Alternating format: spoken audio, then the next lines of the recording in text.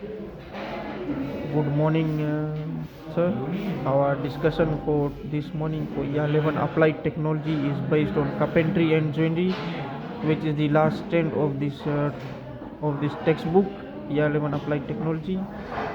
We will be conducting a 20 minutes discussion, and after that we will be having our practical, our class activity, where my class resources will be the wooden tea tray, which will be used as the joinery teaching resource with the sandpaper, which will be done after the 20 minutes of my discussion. Right, good morning all. Good morning, sir. And welcome to our discussion on week 4, which is based on carpentry and joinery, stand 6, the last chapter of our notes. It's carpentry and joinery, but our substand will be carpentry and our substand for this chapter is carpentry. Okay, the basic outcomes after the completion of this unit for this chapter, you students should be able to work with basics which are being used in the carpentry and joinery. For example, students should be able to demonstrate skills in using the measuring tape tools, the carpentry tools, joinery tools. Okay. Students should be able to determine the timber, the type of timber which you are going to use, okay, the costing and everything. How you are going to prepare your timber for the work. If you want to construct a cook table, for example, how are you going to determine the face, the surface, the edge, all those things, okay, over timber. And if you also want to construct a house, some of the basic skills and knowledge you are going to learn in this unit. Okay, as we start our introduction, okay, carpentry and joinery are both construction trades. To oversimplify, joiners join wood and carpenters fix it. Okay, joiners, they work with the furniture. For example, in front over here, we have got a tea tray. These are done by the joiners. And whereas the carpenters, they build house. Okay, they do construction work. Joiners, they deal with the interior work. Example, door, tea tray, okay, small furniture which you have been doing all this while. Money box which you have been doing. The joints, they are prepared by the joiners. Right, let's continue. Right, first one over here we have grain, the selection of the timber, the sides, the parts. Okay, we have the grain.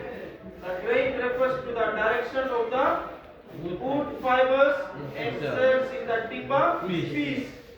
Okay, grains are simply, if this is your timber, the grain structure. You will see different grain structure in timbers. Some timbers, the grain structure is like this, horizontal way. Some timber, the grain structure is on vertical direction. Okay. Like with the grain refers to the direction of planing.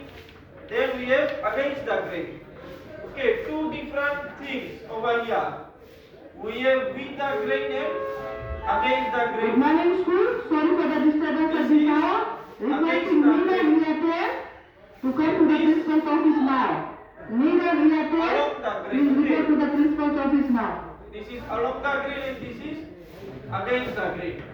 For example, if you want to cut a timber, you need to see the grain structure.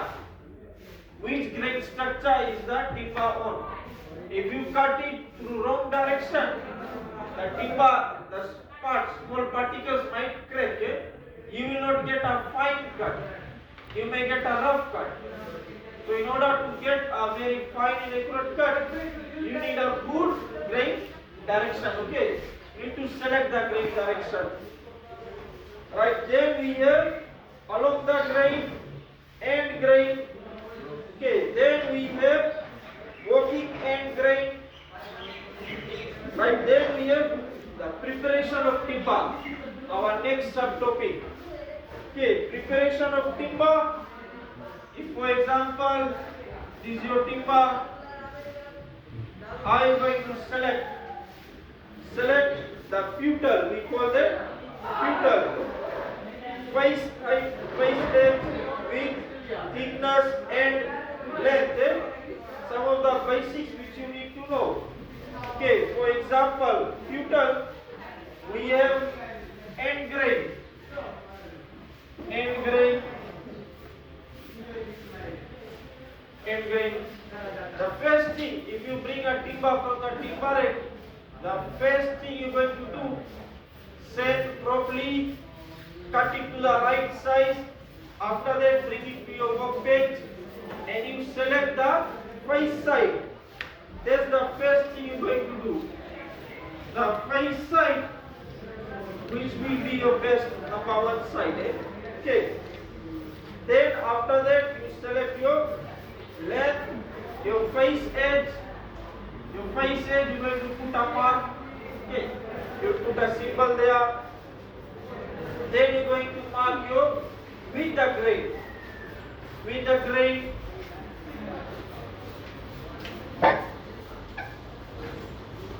With the grain, so that when you mark and prepare your joint, you get an accurate and fine cuts. For example, if you want to prepare a 40 cent panel joint, in that you are going to do the chiseling process.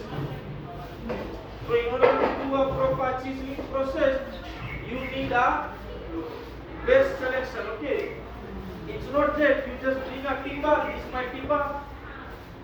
Okay, this is my face side. No, you have to check that timber. Okay, sometimes there are defects also present. So that defect part, it can go inside, and this will be your face. The face, the front view. It will view the customers who will come and buy your product. They will view the front. Okay, that's how your product will be presented from the face side. Okay, right. Then we have the tools used in preparation of timber. Includes basic tools which you know. What are some of the basic tools which you know? Hammer, measuring tape, screwdriver, chisel, mallet. Some of the basics which we have been using in order to prepare this thing today. Okay, basic tools which you need to know. Right. Then step one, face side. How to select the face side? Select the face side and plane it perfectly flat. As over here, it should be perfectly flat. Then we have step 2.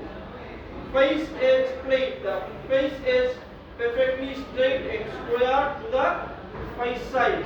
Okay. It should be perfectly straight and square. Okay. You don't round it. No.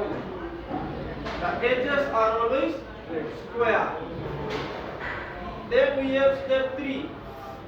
Gauge to required width. Gauge to the required width on both sides using the marking gauge from the face gauge. Plane down to the gauge lines. Test for straightness and squareness. Always keep your tri-square or combination square with you so that you can test the squareness of the timber. As you blend or as you sand, okay, as you cut this area, for example, if I cut, you need to keep a combination square or a tri-square with you. You always check for the squareness. Otherwise, you will face difficulties in the end part while joining. If you are going to join, for example, these two pieces together here, if it doesn't meet an angle, if it doesn't meet 90 degrees angle, okay, there might be like this here, gap, or this one may be out. So that's why you need a square in order to have a accurate joint at the end. So that you don't do double flow. You go back again, cut, same. Right? Let's go to step 4. Gauge to required thickness, on both edges using the marking gauge plane down to the gauge line. What it says, gauge to the required thickness, you need to gauge and plane. Using a thickness to a required size. Step 5, shoot and square. When it says shoot and square, it says something like this here. There is a machine. We have a machine called a thickness. You use that and you gauge. Shoot it. You shoot in the machine in order to get the required thickness. Step 6. Cut to size. Measure the required length from the prepared end on the face side and transfer the mark to the face edges. Then we have cut and shoot off waist using a tenon saw or cross cut saw. Then you need to cut it to the required size. The size which you need. For example, over here we needed these two sizes together here, same size. So that's what you were supposed to do. You cut it to the required size. Not that you measure anyhow. One is big, one is small. If you have two ends over here, two sides, we have two sides. It's two equal sides.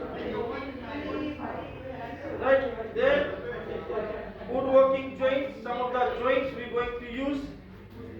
Successful woodworking joints, mainly on the correct accurate joining of piece of wood. Woodworking joints, basic woodworking joints which we have done. For example, over here you have mitre joint, 45-degree angle. Mitre joint we have used in constructing the T-trade. You need to know various types of joints. If you want to become a joiner or a carpenter, you need to learn the joints. Very important. In order to have a solid or attractive product, you need to have a joint. You need to know the joint. What type of joint you're going to use. Just like over here, the sides, we're going to use a butt joint. It's a simple butt joint on the side here. So two types of joint have been used over here. Butt joint and a mitre joint, which you people have used in your practical classes. So we have various joints in these notes. Very few ones which we are going to discuss are widening joints. Widening joints, if you want to have or widen the timbers. For example, you want to construct a tabletop, widening joints here. In between these, you are going to use the joints, either dowel joint or either simple butt joint. You're going to join these two pieces together to widen the surfaces. Widen that piece. Right. Number 2, we have angle or corner joint. Angle or corner joint. Some of the basic ones. Example, we have in the notes: butt angle joint, shoulder angle joint. These are joints used in the corner. Basic ones. As we go along in our practical classes, then we are going to do some hands-on skills work on these joints. Angle or corner joints. Then we have framing joints. framing joints used in frame like construction where the members usually join end to edge framing joints. Okay. So as we go along in our practical classes, then we are going to learn all this. The hands-on skills will be practiced in the practical classes. Okay. Those were some of the basic joints which we have discussed, and those were some of the basic terms which we have learned in the joinery features. Okay. The features of a timber. Basic features of a timber. Any question? Anyone? No?